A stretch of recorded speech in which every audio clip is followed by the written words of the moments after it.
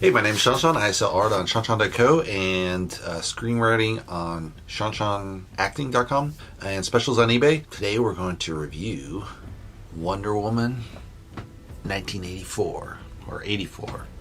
Citizens of the world.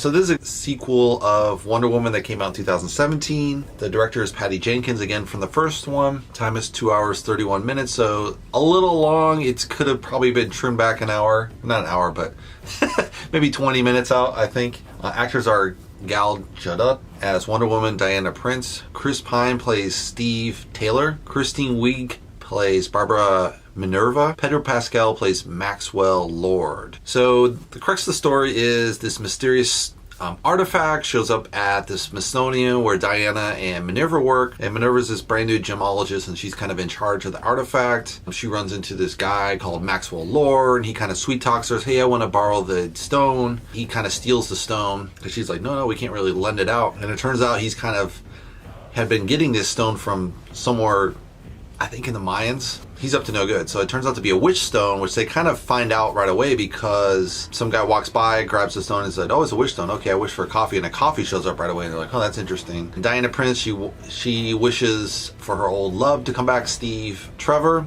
And Minerva wishes that she was as cool and as strong as Diana Prince, who's Wonder Woman. She doesn't know she has all these special powers. She thought she's just a strong personality.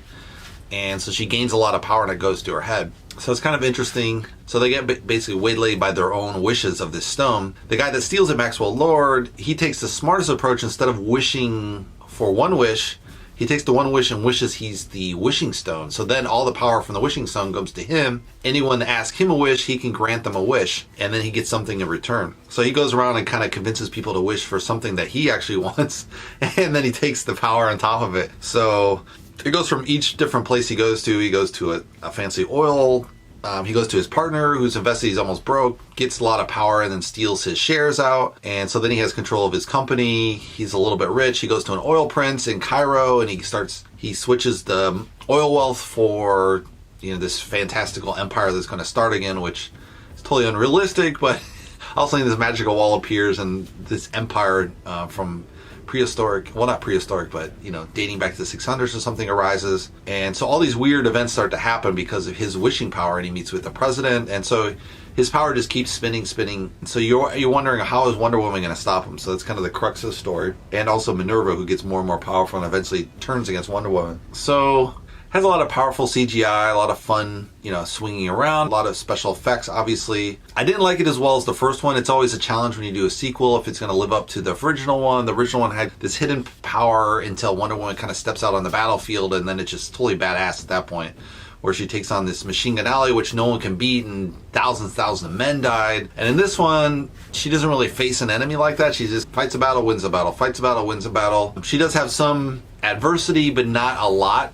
The only adversity is they figure out the way to overcome the stone is to actually undo their wish, which is very challenging for her because she has to wish away her boyfriend to disappear and get on with her life 70 years later.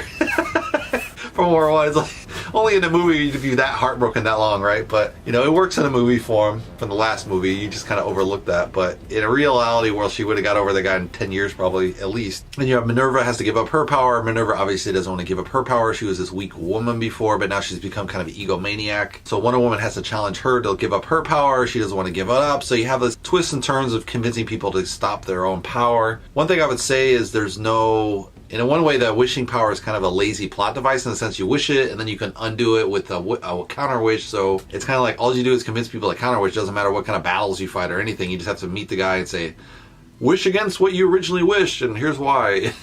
So it's just kind of a convincing story. Obviously for the lead and the supporting actress, who actually becomes a villain, kind of a side villain, is they really like their new powers. Wonder Woman really wants her lost love. So that's a really strong motivation to overcome, which is a really strong character arc to finally get over this lost love. For the other girl, it's just, she has to overcome, but she just actually in the end, I think she undoes it, but there's no punishment. She doesn't die. Like I thought, you think there's a scene where you think Wonder Woman's going to electrocute her. She doesn't electrocute her. She's just like, okay, whatever. It's just Like, nothing really bad happens to the villains. You're like, well, why don't the villains die?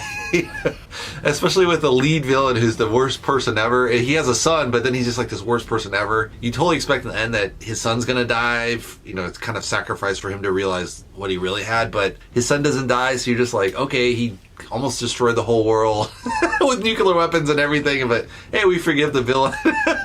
Like, this guy doesn't go to jail or what? I mean, probably goes to jail, but it's just, I don't know, it's just kind of, it's really silly in that sense, because it's major plot holes, I think, as far as not having a good character arc for the two villains. I mean, you have with Minerva, you have kind of that she's this weak kind of person who's a gemologist, she becomes a superhero.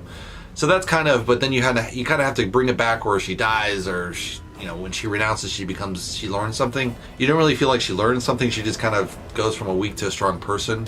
Wonder Woman has this character arc, so I think that's well balanced. The father of this villain, he kind of has a story, up and coming story when he was rich and poor, and so he decides to overturn it in the end. But you know, it just feels like his son should have died to me. I think that would have been more satisfactory of like he lost everything. He lost the most important thing because he was so greedy with power. And in the end, he doesn't. And even the son wishing whatever doesn't, like, at one point the son wishes he was there and then he doesn't pop back there. I guess because he already used his wish or something. But you kind of expect like, oh, he obviously pops back when his son wishes for that. And that doesn't happen. Yeah, another kind of weird thing is they have this scene where Wonder Woman learns to fly, which is kind of like, why is she flying? There's already Captain. I feel like they saw the success of Captain Marvel having all these superpowers as a woman, female strong lead. They're like, well, we got to give Wonder Woman the same powers as her, and it'll be like equal powers. I'll have this other. It's like DC's copying what they're finding in Marvel, which is totally lame because Wonder Woman has kind of invisible jet, her lasso of truth seeking. That's basically it. She has her bulletproof, like she can bounce stuff off, and they've kind of expanded it in the first one where she had kind of supernatural power to kill the god of war, but in this one it's just like she learns how to fly because she wants to learn how to fly. It's like, no, that's not how it works. So I kind of felt that was a little bit, I don't know, maybe little kids will like that and be like, wow, that's so amazing, but I just felt it was kind of lame. Like, she didn't have that much adversity to overcome. She had the adversity to overcome of killing off her lover with her counter wish, but yeah, I just thought there could have been more to that story. Yeah, and I think they could have trimmed back a little bit. It's like 2 hours and 30 minutes. It's kind of like these monster, huge tentpole films length, which obviously they threw a lot of money at this. But yeah, just not a strong story. I mean, the first story, her love dies, so that's really tragic. But they're kind of repeating this again, that he kind of comes reincarnate and then he dies again. So you're like, okay, isn't that the same as the first film? Yeah, it should be something she learns, like maybe she gets pregnant and loses the baby. I don't know, but or she has a baby after he's like impregnates her or something, and then you have this miracle baby. That would be interesting. Maybe they're gonna do a third Wonder Woman after this, so they want to leave her as a clean cut Wonder Woman. Doesn't necessarily have to be connected to motherhood. But yeah, I think I just would have had the villains have like a more crueler death. At least one of them die off. Like Minerva should have died, or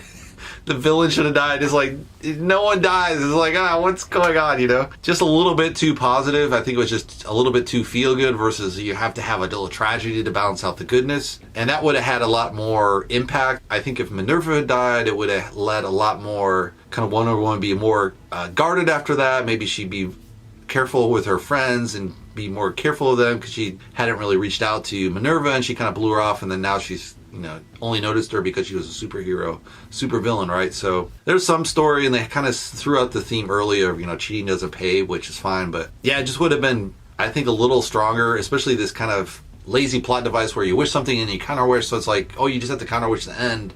Like the whole middle of the story is like, doesn't even need to happen. You could just cut that out and be like, Wonder Woman finally arrives and convinces the guy to counter wish, and that's the end of the story. But yeah, it was kind of interesting because the guy gets more and more greedier, and he's about to die, and you know, supposedly he's getting repaired by wishing other people's wishes. I thought it was pretty good. It's kind of a little bit more brainless than the first one. Again, it just doesn't have the tragedy for the villains that you expect. So you're like, all right, so there's no bad guys or what? Just seems like he would have been shot or killed or went up in a nuclear blast or something. Yeah, so that's how I feel. Wonder Woman is still a fun film. I guess I recommend it, but I don't know. Some people might be mad when she starts to fly. I just found it really silly. You do have the invisible jets, which is really cool, which she does have in the original comic book, and they show kind of how that happens. So that's kind of cool because I'm like, I wonder if they're going to show the invisible jet, and they do. So that's kind of cool. But that's my take. Hopefully you guys like it. If you want to like it, give me a thumbs up. If you'd like to see more, you can subscribe below. And I'll see you in the next movie review. Thanks for watching, guys.